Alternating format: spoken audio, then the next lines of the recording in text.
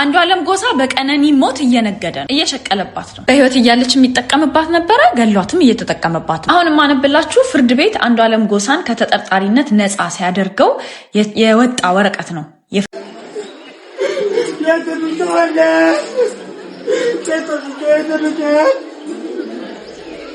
በቆሎ ሰርቀሻል በሚል እዚች እናት ላይ ኢሰባዊ ድርጊት የፈጸመው የኦሮሚያ ፖሊስ አባል በቁጥጥር ስር ውሏል። ፈጣሪ የልቡን አይቶ ምንነሳው ይባላል።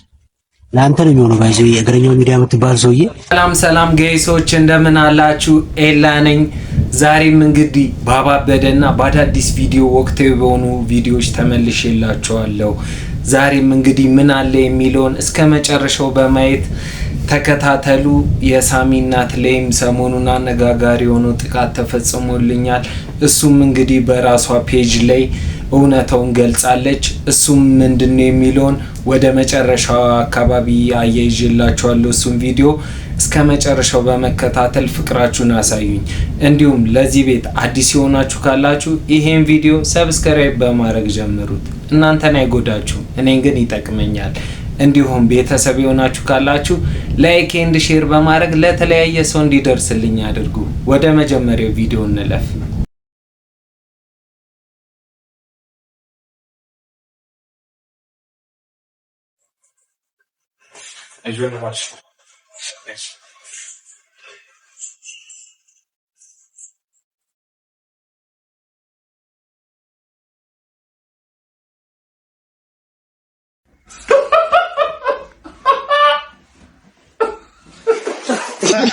ምን አይነት መስዋዕትነት ነው ሌላዋን ለማዳን የተሰዋች ነፍስ።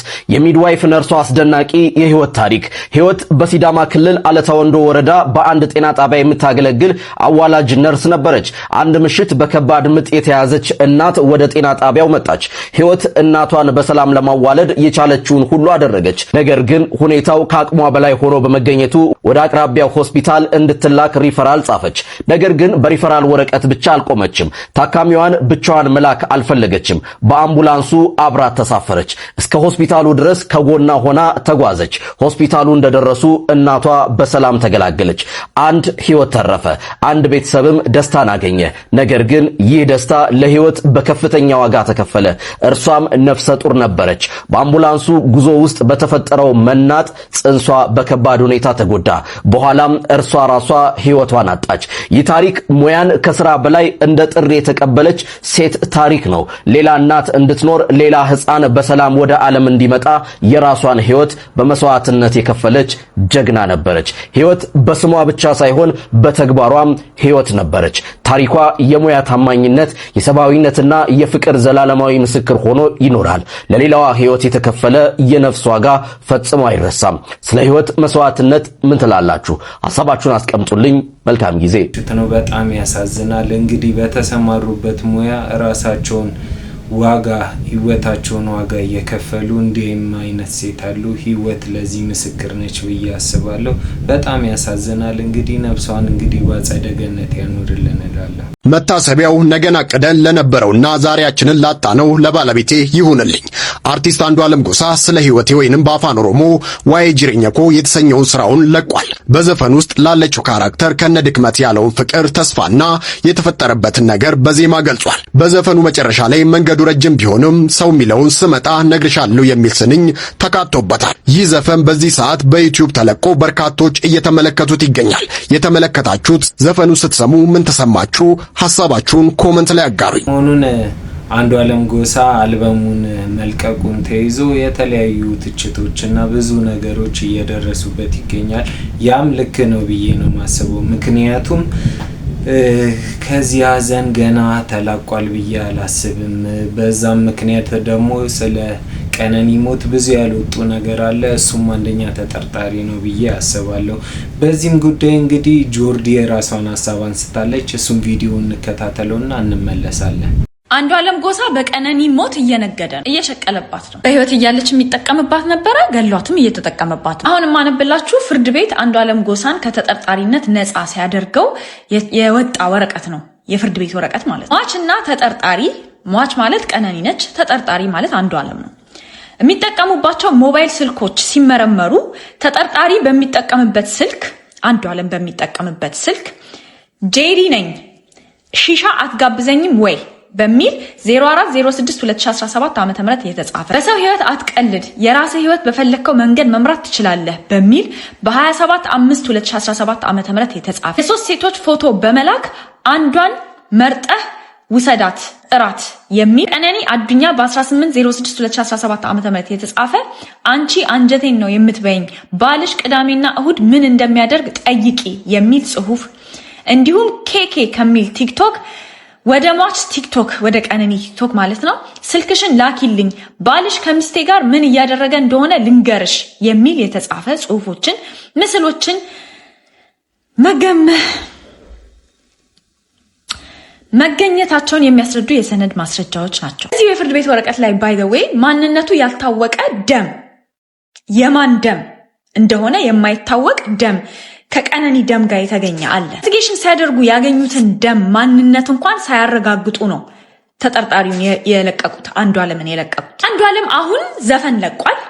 ዘፈኑን ደግሞ ለቀነኒ ነው ዴዲኬት ያደረኩት ለቀነኒ መታሰቢያነት ነው እያለ ነው። ዓላማቸው ሐሳባቸውን በምድር ላይ መጨረስ እንዳልቻሉ በሰማይ ቤት እንደሚያገኛት እየዘፈነላት ነው። አፍቃሪው አንዷለም ንገሩኝ፣ የእውነት በድርጊቱ የተጸጸተ ሰው እንደዚህ አይነት ስራ ይሰራል? ባይገላት እንኳን በቁሟ ቀብሯታል። ራሱ አንደበት ነው የሰማ ነው።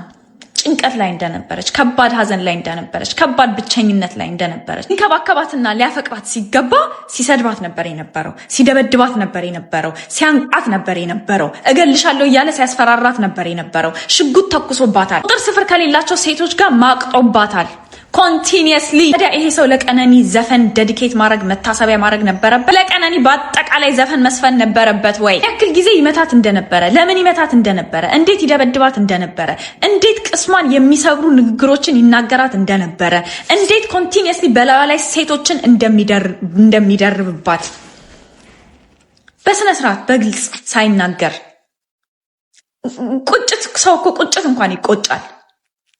ቁጭቶኛል ይቅርታ ሳይል ምንም ነገር አድሚት ሳያደርግ ያንን ፓርት እንዳለ ኢግኖር አድርጎ ዘፈን ዘፍኖ ምናምን መታሰቢያ ምናምን። አንዷለም ዘፈን ባወጣ ቁጥር አልበም ባወጣ ቁጥር ስራዎችህን ባስታወቅ ቁጥር ማለት ነው እኛም የቀነኒ ሞት እየተከታተልን ከግር እስር ከማንነትህ ጋር ከታዋቂነትህ ጋር ትክክለኛው ማንነትህ ታዋቂ እስኪሆን ድረስ እንሰራለን። ፍርድ ቤት ቢለቅህ እኛ አንለቅህም።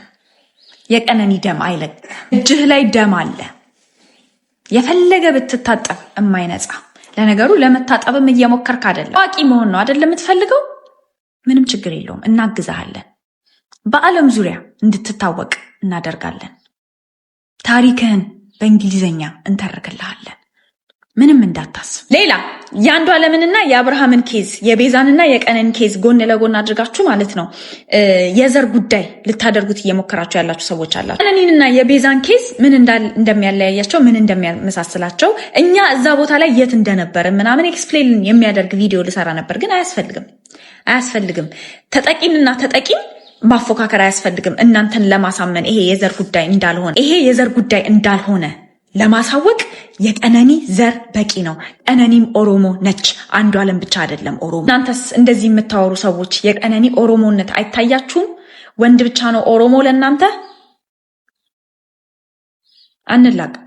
የጆርዲን ቪዲዮ እንደተከታተላችሁት ነው። ያው በብዙ ነገሮች ባልወዳትም እዚህ ላይ ልክ ነች ብዬ ነው ማስበው።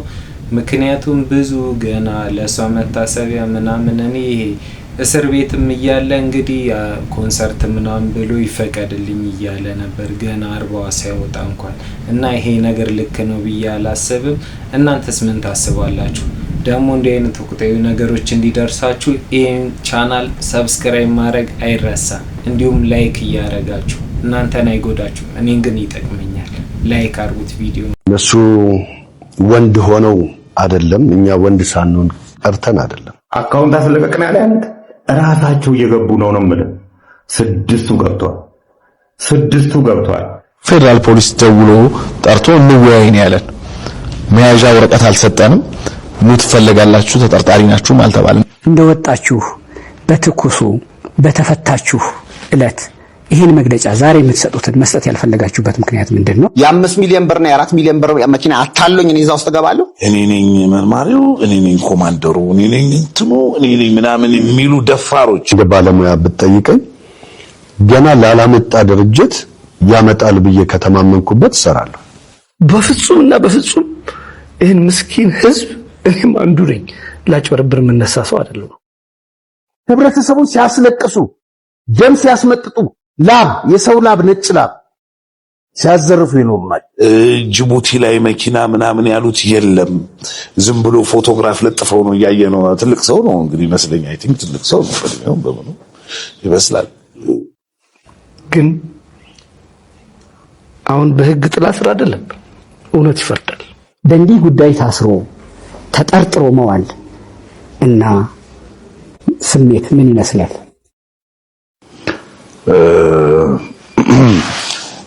በጣም ከባድ ነው ማለት እንደዚህ አይነት ነገር ስታየው። እኔ አሁን ይሄንን እያየሁት እንትን እየሆንኩ ነበረ ማለት ያበሳጫል። ገባህ? እንደዚህ አይነት ነገር ስታይ ጉዳይ እንግዲህ በድጋሚ ተመልሰዋል። ያው ዳንኤልም ተገኘንም እንዳያችሁት ነው። ያው ድጋሚ ፕሮሞሽን ሰራለን። ብዙ ተበዳዮች ደግሞ እስካሁን ምንም አይነት መልስ አላገኘንም እያሉ ይገኛሉ።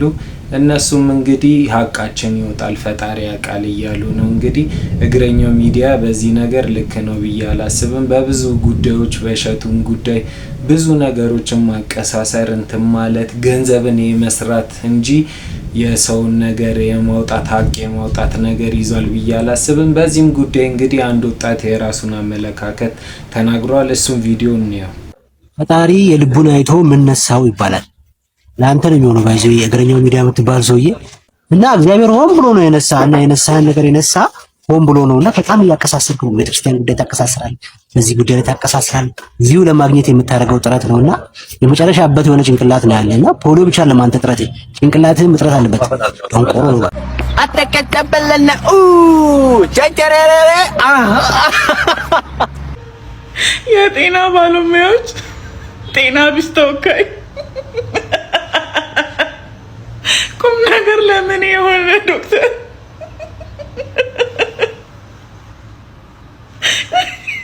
የመዳን ተስፋ ቢኖረኝም አንተ በሳቅ ትገለኛለህ። አንተ ጋር መጣ ዶክተር የሚያስፈልገው ዶክተር አንተን አየው። በምንድን ነው የተመረቀው?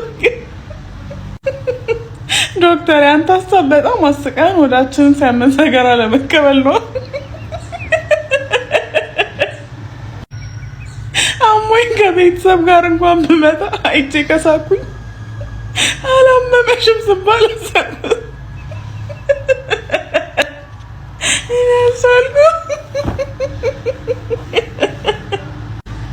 ሰው እስካሁን ታግሎ 2019 2 ወር ሲቀረው እንዴት ያብዳል?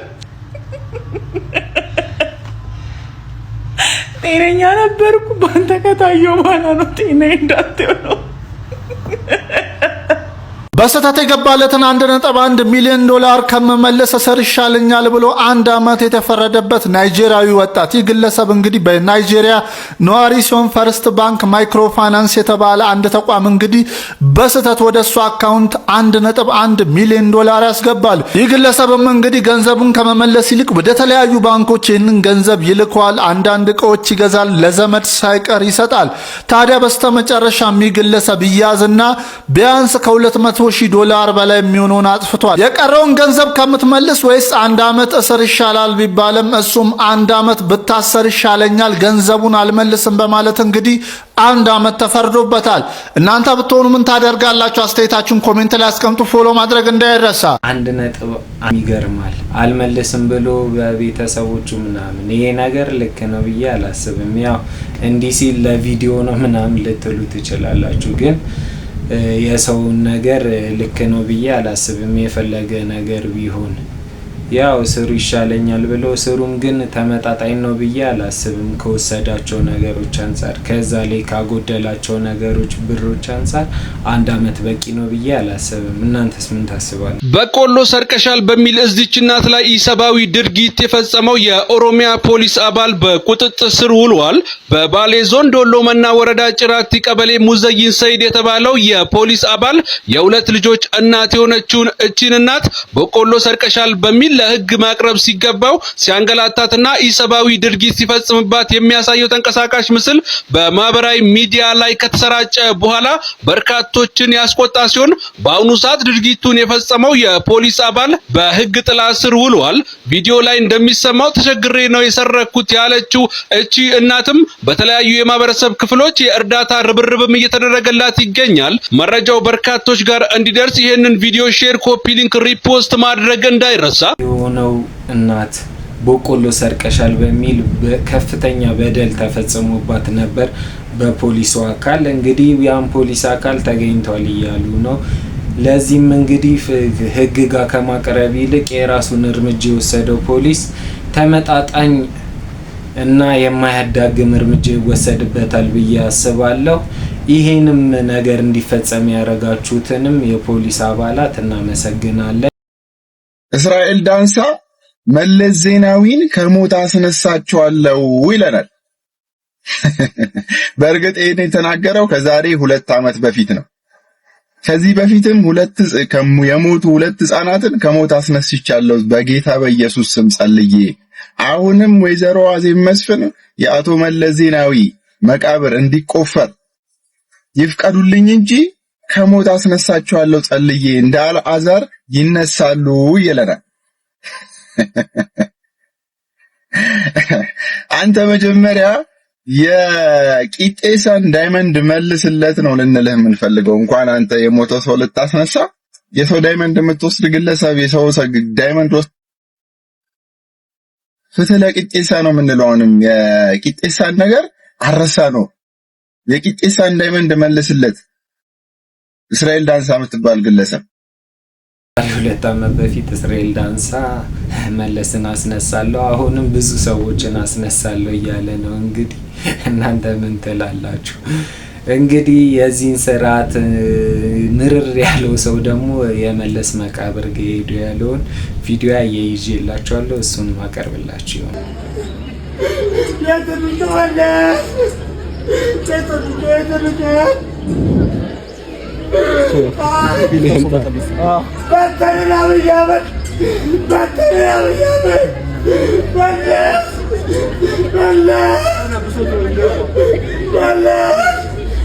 ሴታ ቤት ሲባል የምር የሰው ታሟላ ብለህ ማይኮ ሰላም ነህ? እንዴት ነህ? ሰላም ተንቶ ባኬታ ልጅኮቹ የምንጭ ሴቶች አሉ። በጣም ታዝቤያለሁ፣ ግን በእውነታው በጣም ነው የታዘብኩኝ። እኔ እድሜ ልኬን ቶሎና ብለህ አመጣም እኮ፣ ግን ዛሬ ሴት እንዳለ ስነግርህ ስዘል መጣህ። በዚህ ነው ብለህ እንደዚህ አይነት ቀልድ ተው ይታሉ። አሁን ለማንኛውም ትላንትና ድግስ ላይ የበላህበትም ጭምር እሺ፣ ምግብ እቃው ታጥቧልና እንድንመልስ ነው የጠራው። ውድድር ውድድር ማን እየፈረሰው ነው ነው አትሰማም? እሺ ካለ ብላችሁ ጠራችሁ። የድር ቃል ታስመልሱኝ ነው እና የበላህበትን ማን ይመልስ? በዚህ ዝናብ አዎ መጠቀም ጀመርክ አንተ።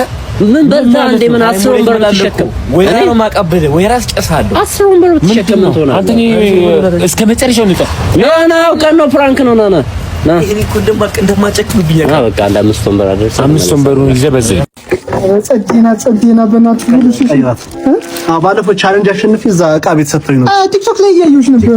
በረከት ማን እኔ እኮ ነኝ ጋሽ። አንቺ በጣም ማበረታታሽ ሰው ነሽ። ፎሎ አድርጌሻለሁ። አድርገኝ።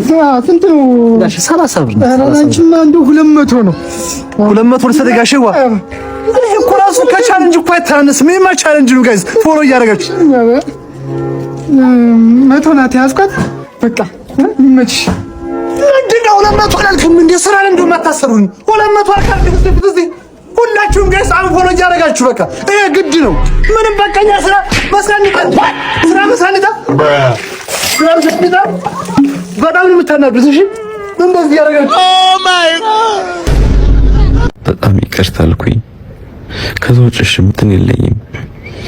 እኔ ሁሉን ነገር ትቻውን በቻልኩት መጠን ጸበል ላይ የሰነበትኩት ጸበል እየጠመኩ ነው።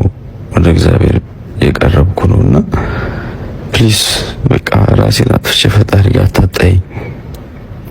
ቤተሰቦቼ ሁሉም ሰው በዙሪያ ያለው በእኔ ምክንያት አይጎዳ። አንቺም ቤተሰብ አለሽ፣ ልጅ አለሽ። አወዛጋቢ የሆነው የቴዲ ጉዳይ እንግዲህ ድምጹን እንደሰማችሁት ነው፣ የሱ ነው። ከዚህ በፊትም ብዙ ምስሎችና ብዙ ነገሮች እየወጡበት ይገኛል። ይሄ የድምጽ ማስረጃ በሷ በሳሚ እናት በተባለችው የቲክቶክ አካውንት ላይ የተለቀቀ ነው። እንግዲህ ድምጹ እንግዲህ እሱን ነው የሚመስለው። ብዙ ሰዎችም ከሱ ጋር ያገናኙት ነው። እሷ ለምን ግልጽ ማድረግ እንዳልፈለገች አላውቅም፣ ግን የሱ ድምጽ ነው ብዬ ነው ማስበው። ብዙ ነገሮችም ብዙ ሚዲያዎች ላይ እየወጡበት ይገኛል እሱ እንደሆነ ምናምን። የፈለገ ነገር ቢሆን እንዲህ አይነት ነገር እየሰሩ እምነትን መሸሸጊያ የሚያደርጉ ሰዎች ልክ ናቸው ብዬ አላስብም። እንዲህ አይነት ነገሮች የሚፈጽሙ ሰዎችን ለህግ ማቅረብና ተመጣጣኝ እርምጃ እንዲወሰድባቸው ቢደረግ መልካም ነገር ይፈጠራል። ከዛ በኋላ ሰላም ይሰፍናል ብዬ አስባለሁ። እናንተስ ምን ታስባላችሁ? በሌለኝ ብር አበድር ልሰቀኝ እንዴ? በገዛ ብር 10,000 ብር 3 ሙላ ያቆያል እንዴ? እኔ አረው ደሞ መጣ እንዴት እኔ እኮ ብሬ ተበቶ እሱ ትናንት ማታ ወረታችን በስመ አብ ማማ ከፈለው ይሄው ያለው ደሞ ዛሬ ራሱ አትመጣም። በእናትህ ተጠቅለህ አንተ እንዴ መጣቸው ደረሰ አሁን ነው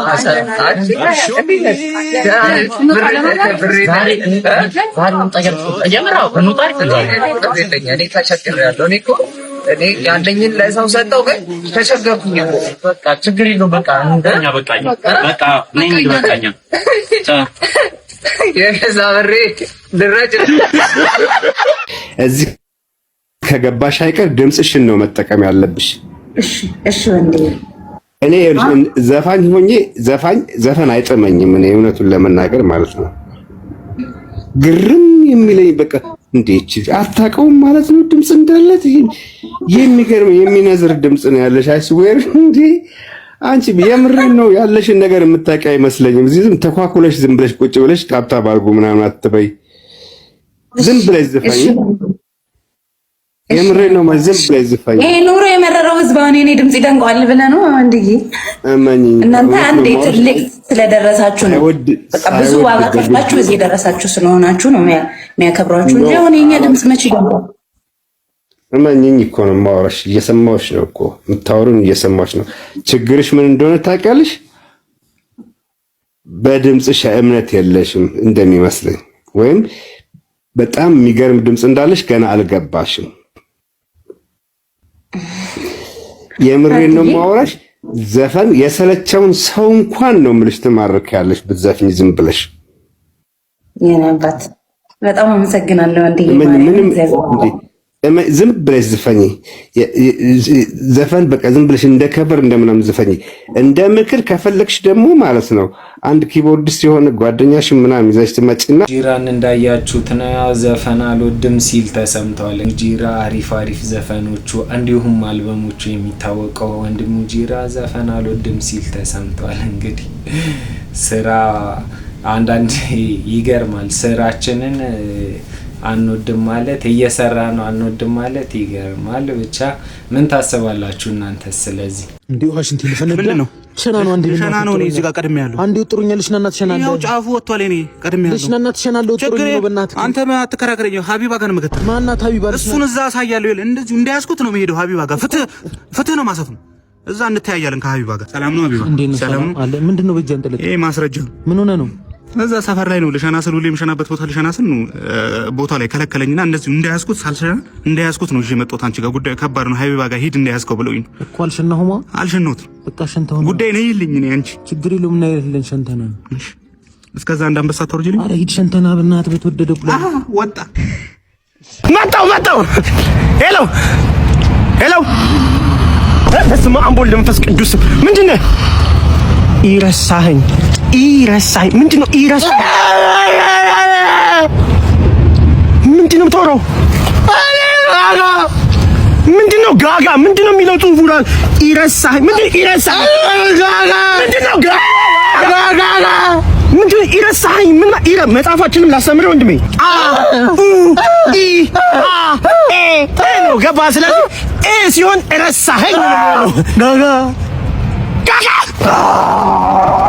ለዛሬ ይዤላችሁ የመጣው ቪዲዮ እነዚህን ይመስላሉ።